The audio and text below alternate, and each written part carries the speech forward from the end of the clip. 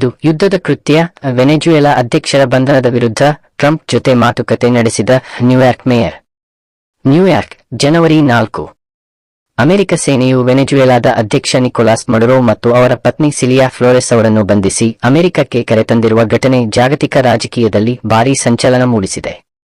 ಈ ಬೆಳವಣಿಗೆಯ ಹಿನ್ನೆಲೆಯಲ್ಲಿ ನ್ಯೂಯಾರ್ಕ್ ನಗರ ಮೇಯರ್ ಜೋವ್ರಾನ್ ಮಮ್ದಾನಿ ಅವರು ಅಮೆರಿಕ ಅಧ್ಯಕ್ಷ ಡೊನಾಲ್ಡ್ ಟ್ರಂಪ್ ಅವರೊಂದಿಗೆ ನೇರವಾಗಿ ಮಾತನಾಡಿ ಈ ಕ್ರಮವನ್ನು ತೀವ್ರವಾಗಿ ಖಂಡಿಸಿದ್ದಾರೆ.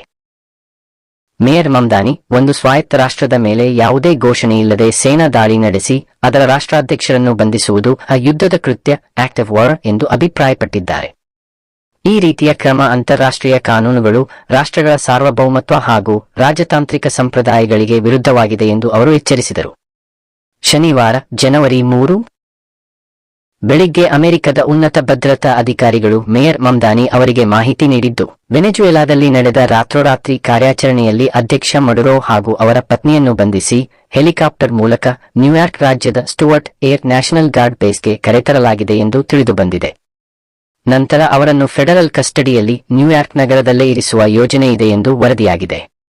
ಈ ಘಟನೆಗೆ ಪ್ರತಿಕ್ರಿಯಿಸಿದ ಮೇಯರ್ ಮಮ್ದಾನಿ, ನ್ಯೂಯಾರ್ಕ್ ಒಂದು ಜಾಗತಿಕ ನಗರ. ಇಂತಹ ಅಂತಾರಾಷ್ಟ್ರೀಯ ಮಟ್ಟದ ಸಂಘರ್ಷಕ್ಕೆ ನೇರವಾಗಿ ಸಂಬಂಧಿಸಿದ ಬಂಧಿತರನ್ನು ಇಲ್ಲಿ ಇರಿಸುವುದು ನಗರದ ಭದ್ರತೆ, ರಾಜತಾಂತ್ರಿಕ ಸಂಬಂಧಗಳು ಹಾಗೂ ನಾಗರಿಕರ ಸುರಕ್ಷತೆಯ ಮೇಲೆ ಪರಿಣಾಮ ಬೀರುತ್ತದೆ ಎಂದು ಹೇಳಿದ್ದಾರೆ. ಈ ವಿಷಯದಲ್ಲಿ ನಗರ ಆಡಳಿತದ ಅಭಿಪ್ರಾಯವನ್ನು ಕೇಂದ್ರ ಸರ್ಕಾರ ಗಂಭೀರವಾಗಿ ಪರಿಗಣಿಸಬೇಕು ಎಂದು ಅವರು ಒತ್ತಾಯಿಸಿದರು. ಇತ್ತ ಅಮೆರಿಕ ಸರ್ಕಾರದ ಈ ಕ್ರಮವನ್ನು ವೆನೆಜುವೆಲಾ ಮಾತ್ರವಲ್ಲದೆ ಲ್ಯಾಟಿನ್ ಅಮೆರಿಕ ಮತ್ತು ಯುರೋಪಿನ ಕೆಲವು ರಾಷ್ಟ್ರಗಳು ಕೂಡ ಟೀಕಿಸಿವೆ. ಅಂತಾರಾಷ್ಟ್ರೀಯ ವಲಯದಲ್ಲಿ ಇದು ಹೊಸ ರಾಜತಾಂತ್ರಿಕ ಸಂಘರ್ಷಕ್ಕೆ ದಾರಿ ಮಾಡಿಕೊಡಬಹುದು ಎಂಬ ಆತಂಕ ವ್ಯಕ್ತವಾಗಿದೆ. ಕೆಲ ವಿಶ್ಲೇಷಕರು ಈ ಬೆಳವಣಿಗೆ ಅಮೆರಿಕ ವೆನೆಜುವೆಲಾ ಸಂಬಂಧಗಳನ್ನು ಸಂಪೂರ್ಣವಾಗಿ ಮುರಿಯುವ ಹಂತಕ್ಕೆ ಕರೆದೊಯ್ಯಬಹುದು ಎಂದು ಅಭಿಪ್ರಾಯಪಟ್ಟಿದ್ದಾರೆ.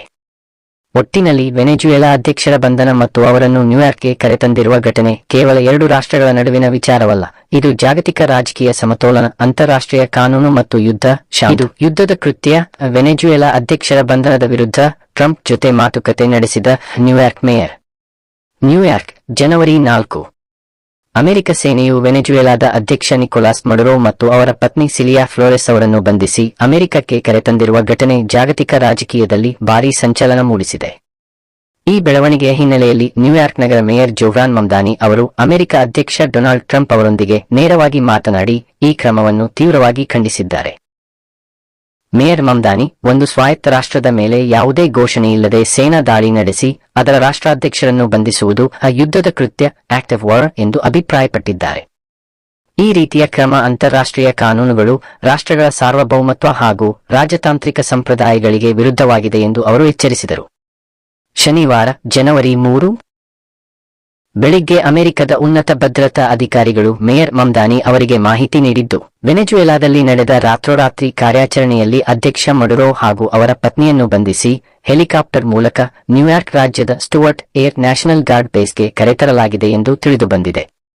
ನಂತರ ಅವರನ್ನು ಫೆಡರಲ್ ಕಸ್ಟಡಿಯಲ್ಲಿ ನ್ಯೂಯಾರ್ಕ್ ನಗರದಲ್ಲೇ ಇರಿಸುವ ಯೋಜನೆಯಿದೆ ಎಂದು ವರದಿಯಾಗಿದೆ.